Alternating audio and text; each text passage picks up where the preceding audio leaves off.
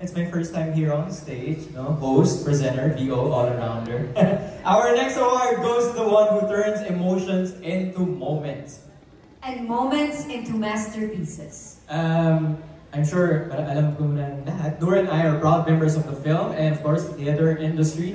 And it is our pleasure to be working among these Gen Z icons. That's right. Nakakatuwa matuto sa kanila at manood ng kanilang mga gawa. Sobrang nakaka-inspire mapanood kayong lahat. Ang huhusay po ninyo. And they are visionary storytellers who made us feel it all. And so, Noor, we are proud to present the standout personalities who've made a significant impact in our industry. And now, the Z-Influential Filmmaker Award goes to... Here are the nominees for Z-Influential Filmmaker. Zib Dulay.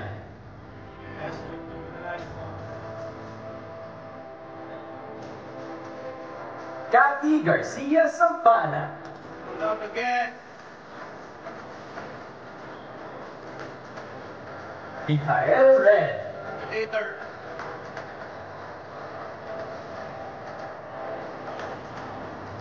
Eudor Pomarol.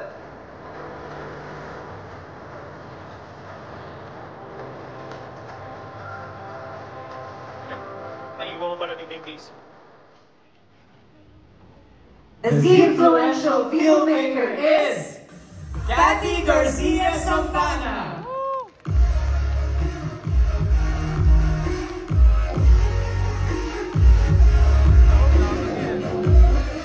Unfortunately, Miss Kathy is not here with us today, so we'll be receiving the award on her behalf.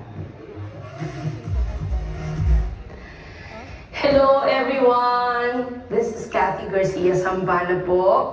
Humihingi ng pasensya because I cannot be physically there to accept this incredible honor that was given by Zine as this year's Z-Influential Filmmaker. Thank you so much po. Maraming salamat. Alam niyo po, lagi kong sinasabi na ang pinakamahalagang award sa akin ay yung pinili ng mga tao.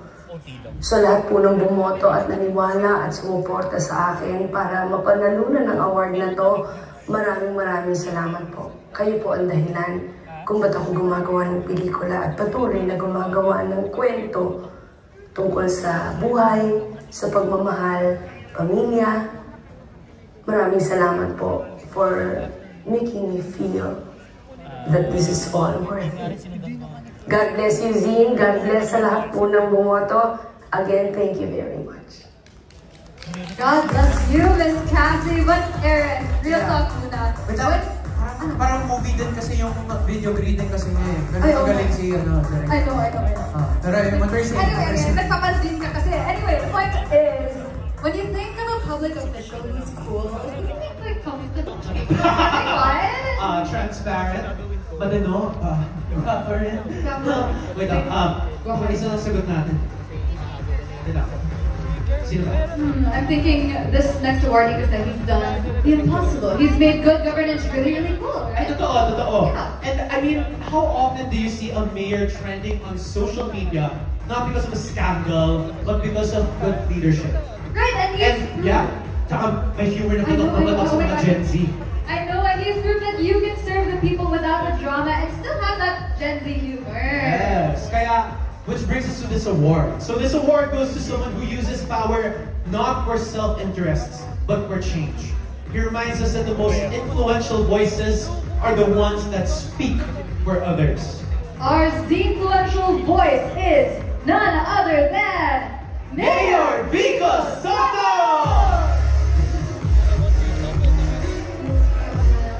He reminds us that leadership can still be grounded in integrity.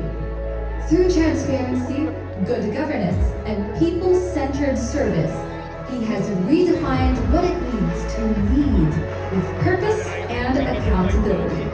From transforming Pasig City to inspiring renewed faith in government, his influence extends far beyond the walls of City Hall, for his exemplary leadership in public service and his unwavering commitment to integrity and progress, Zine proudly honors Mayor Vico Soto as one of this year's Zine Influential Voices, a leader whose vision continues to inspire trust, hope, and meaningful change. Right, thank you so much, Mayor Vico. And now, we're down to our last 2 awards in our last category, which is Film and TV. To present this award, let's call on the beautiful award. My brand, Wellness Whisper, started in TikTok Shop. We're so proud to call it our home. TikTok Shop has been a true pillar in our growth and success.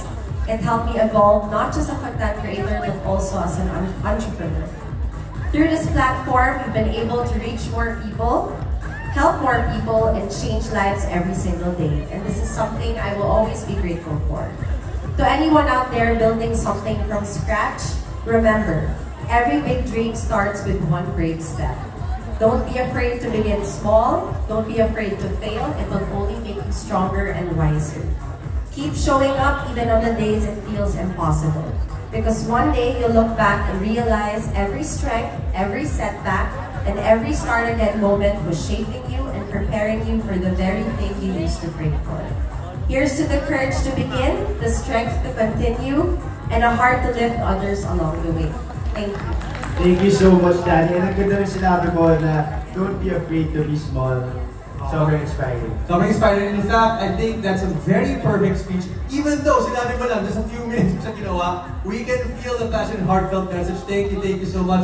So to all of our Gen Zs here, Zinfluential Voices, a storyteller whose voice continues to unite and uplift the Filipino people.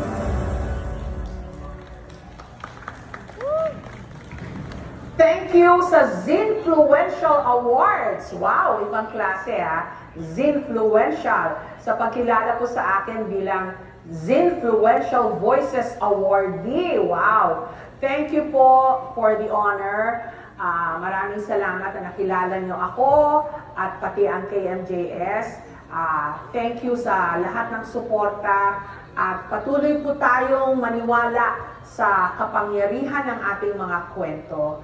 Keep those stories coming, guys, para sana makinig yung mga dapat makinig. Huwag kayong maubusan ng energy, ha? Laban lang. Fighting para sa ating minamahal na bayan. So, Zinfluential, thank you very much. God bless you and your families. KMJS na yan.